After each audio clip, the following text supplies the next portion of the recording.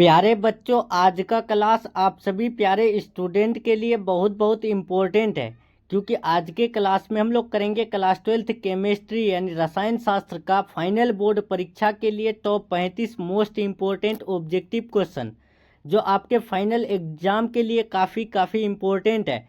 तो सभी प्यारे स्टूडेंट इस क्लास को पूरा लास्ट तक जरूर देखिएगा और मेरे साथ साथ हर एक प्रश्नों को याद कर लीजिएगा, ठीक है। ये 35 इम्पोर्टेंट क्वेश्चन आपको याद करना बहुत ही ज़रूरी है और आपके फाइनल बोर्ड एग्जाम में बार बार पूछे जाते हैं, ठीक है। तो चलिए प्यारे बच्चों, हम लोग जो है क्लास को शुरू करते हैं बिना टाइम को विलंब किए, बिना टाइम को वेस्ट किए। क्लास शुरू करने से पहले अगर आपको PDF नोट्स परचेज करना है तो आप इस नंबर में कॉल मैसेज करके परचेज कर सकते हैं। और अगर आप हमारे इस प्यारे से यूट्यूब चैनल MS इंस्टीट्यूट से नए जुड़ रहे हैं तो चैनल को सब्सक्राइब करके बेल आइकन प्रेस जरूर कर लीजिएगा, ठीक है। तो चलिए प्यारे बच्चों, हम लोग फर्स्ट क्वेश्चन देखते हैं। फर्स्ट क्वेश्चन आपके स्क्रीन में और काफी इंपॉर्टेंट क्वेश्चन है। आप लोग आंसर जो है कमेंट बॉक्स लाइव चैट में देते रहिएगा।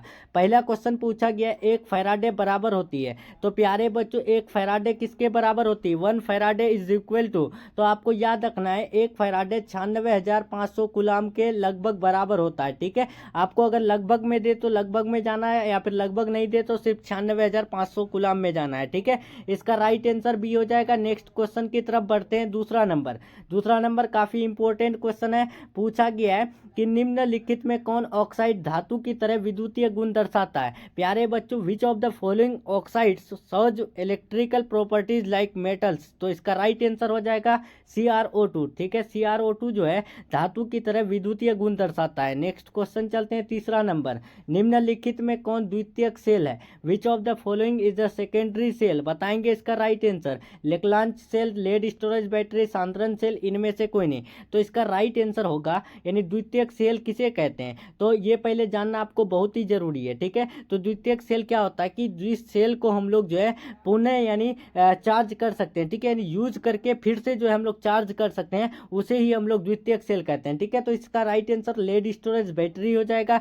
नेक्स्ट क्वेश्चन चलते हैं। 4 नंबर पूछा गया है, निम्न में से सबसे शक्तिशाली ऑक्सीकारक है। प्यारे बच्चों, सबसे शक्तिशाली ऑक्सीकारक कौन होता है? तो वो F2 होता है, ठीक है। और सबसे शक्तिशाली अगर अकारक पूछे तो अकारक होता है I2, ठीक है। नेक्स्ट क्वेश्चन चलते हैं। 5 नंबर, द्रवित सोडियम क्लोराइड के विद्युत अपघटन से कैथोड पर मुक्त होता है। The electrolysis of molten sodium chlorides liberates at the cathode. इसका राइट आंसर होगा ऑप्शन नंबर बी, सोडियम, यानी सोडियम मुक्त करता है कैथोड पर। नेक्स्ट चलते हैं। 6 नंबर, एक फैराडे का विद्युत यानी CuSO4 मतलब कॉपर सल्फेट के घोल से कितना ग्राम तांबा मुक्त करता है? How many grams of copper is liberate from CuSO4 solution bye 1 Faraday is यानी ऑफ इलेक्ट्रिसिटी? तो आपको याद रखना है 31.75 ग्राम। इसका राइट आंसर बी हो जाएगा। नेक्स्ट चलते हैं। 7 नंबर, वैद्युत अपघटन की क्रिया में कैथोड पर मुक्त होता है। What happens at the cathode in the process of electrolysis? इसका राइट आंसर क्या होगा? तो आपको याद रखना है, इसका राइट आंसर हो जाएगा और यानी अवकरण, ठीक है। इसका राइट आंसर बी हो जाएगा। नेक्स्ट क्वेश्चन चलते हैं। 8 नंबर, किसी पदार्थ की अभिक्रिया की दर निम्नलिखित में से किस पर निर्भर करता है? तो प्यारे बच्चों देखिए, कोई भी पदार्थ अगर क्रिया करता है तो उसका दर जो है निर्भर करता है एक्टिव मास पर, सक्रिय मात्रा पर, ठीक है। इसका राइट आंसर डी हो जाएगा। नेक्स्ट चलते हैं। 9 नंबर, किसी विलयन की चालकता समानुपाती होता है। प्यारे बच्चों देखिए, कोई भी विलयन की जो कंडक्टिविटी होता है वो प्रोपोर्शनल होता है। वो किसके? तो आपको याद रखना है वो आयन की संख्या के जो है प्रोपोर्शनल होता है। इसका राइट आंसर बी हो जाएगा। नेक्स्ट चलते हैं। 10 नंबर, सर्वाधिक चालकता है, हाईएस्ट कंडक्टिविटी, सबसे शक्ति यानी सर्वाधिक जो है यानी चालकता कौन होता है? तो वो चांदी होता है, ठीक है। इसका राइट आंसर सी हो जाएगा। नेक्स्ट क्वेश्चन चलते हैं। 11 नंबर पूछा गया है, एक फैराडे विद्युत धारा प्रवाहित करने पर मात्रा यानी बराबर होती है। प्यारे बच्चों, the quantity obtained by passing 1 Faraday electric current will be equal to. इसका राइट आंसर क्या होगा? 1 ग्राम समतुल्य, 1 ग्राम मोल, विद्युत रासायनिक तुल्यांक, आधा ग्राम समतुल्यांक। तो आपको याद रखना है, इसका राइट आंसर होगा विद्युत रासायनिक तुल्यांक, ठीक है। नेक्स्ट क्वेश्चन चलते हैं। 12 नंबर पूछा गया, सेल अभिक्रिया स्वतः होती है जब? प्यारे बच्चों, सेल रिएक्शन जो होता है तो वो यानी स्वतः होती है कब? क्या यानी डेल ई जब धनात्मक होती तब, या फिर डेल जी ऋणात्मक होती है तब, डेल जी धनात्मक होती है तब, डेल ई जो है ऋणात्मक होती है तब? तो आपको याद रखना है, सेल अभिक्रिया अपने आप जो होती है वो जब यानी डेल जी ऋणात्मक हो तब, ठीक है। इसका राइट आंसर बी। नेक्स्ट चलते हैं। 13 नंबर, लोहे का संरक्षण रोकने का सबसे अच्छा तरीका क्या है? प्यारे बच्चों देखिए, जब लोहा लोहा में जंग लगता है तो उसको रोकने के लिए सबसे अच्छा तरीका क्या होता है, तो वो आयरन कैथोड को बनाकर, ठीक है। इसका राइट आंसर ए हो जाएगा। नेक्स्ट क्वेश्चन चलते हैं 14 नंबर। जब सीसा संचय बैटरी आवेशित होती है तब, देखिए जब लेड स्टोरेज बैटरी में जो है चार्ज होती है तब क्या होता है, तो तब जो है ना सल्फ्यूरिक अम्ल फिर से बन जाता है ताकि मैं उसको जो है फिर से यूज कर सकूं, ठीक है। नेक्स्ट क्वेश्चन चलते हैं 15 नंबर। निम्न में से कौन एक अवरोधक है? प्यारे बच्चों इनमें से इंसुलेटर कौन है,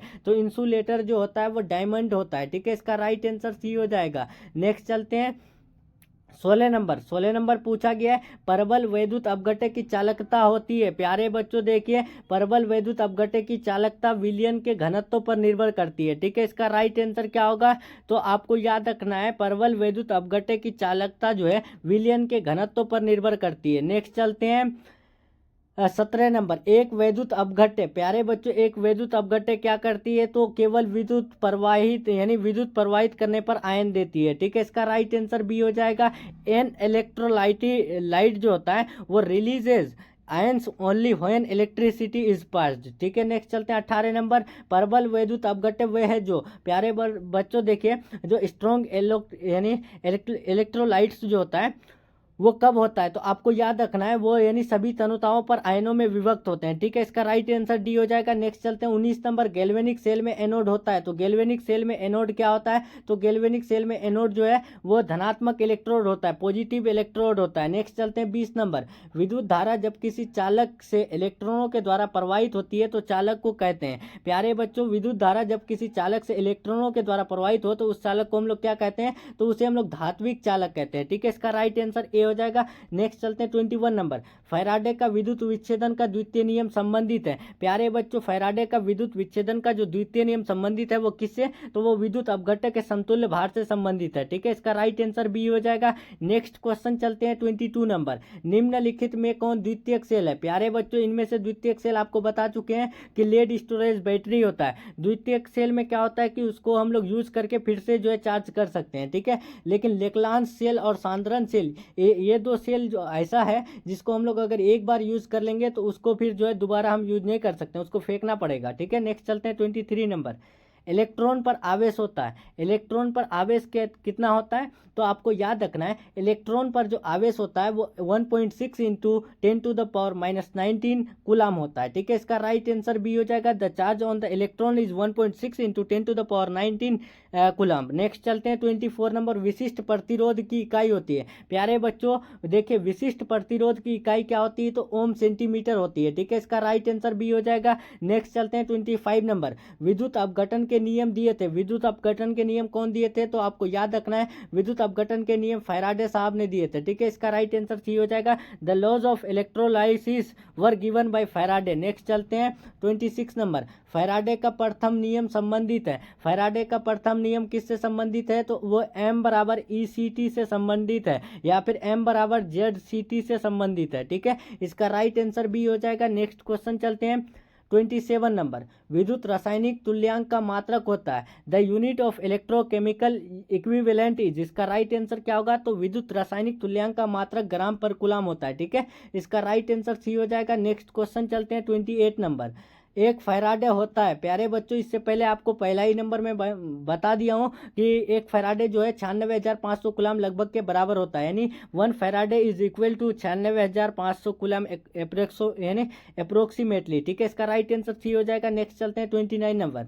फैराडे की इकाई होती है, फैराडे की इकाई क्या होती है, तो आपको याद रखना है कूलाम पर मोल होती है। इसका राइट आंसर सी हो जाएगा। नेक्स्ट क्वेश्चन चलते हैं 30 नंबर। सांद्रण इकाई जो तापक्रम से स्वतंत्र होती है। प्यारे बच्चों देखिए टेम्परेचर से जो है इंडिपेंडेंट कौन होता है, तो आपको बताएं कि मोललता जो है वो टेम्परेचर से इंडिपेंडेंट होते हैं, राइट आंसर सी हो जाएगा। और मोललता को जो है हम लोग व्यक्त करते हैं किससे, तो मोल पर लीटर से यानी मोल पर केजी से व्यक्त करते हैं, ठीक है। और मोलरता को किस रूप में, तो मोल पर लीटर से व्यक्त करते हैं। ठीक है, ये आप याद रखिएगा। नेक्स्ट चलते हैं 31 नंबर, निम्नलिखित में किसका हिमांक अवनमन अधिकतम होगा। प्यारे बच्चों, इनमें से किसका हिमांक अवनमन जो है अधिकतम होता है, तो आपको पता होगा पोटेशियम सल्फेट यानी K2SO4 का जो है हिमांक अवनमन अधिकतम होता है। नेक्स्ट चलते हैं 32 नंबर, C6H6 कैसा पदार्थ है। C6H6 जो है कैसा पदार्थ होता है, तो आपको पता होगा वो प्रतिचुंबकीय होता है, डायमैग्नेटिक होता है। इसका राइट आंसर सी हो जाएगा। नेक्स्ट चलते हैं 33 number,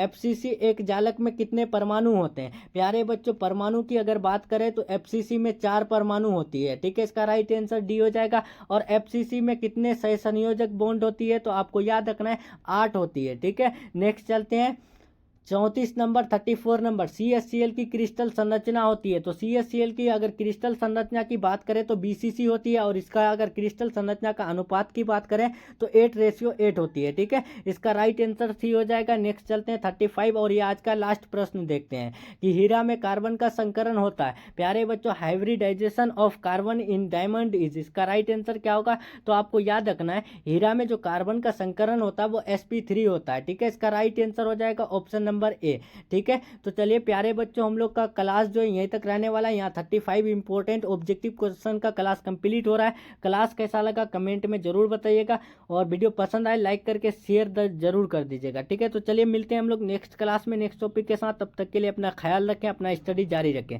take care, thanks for watching.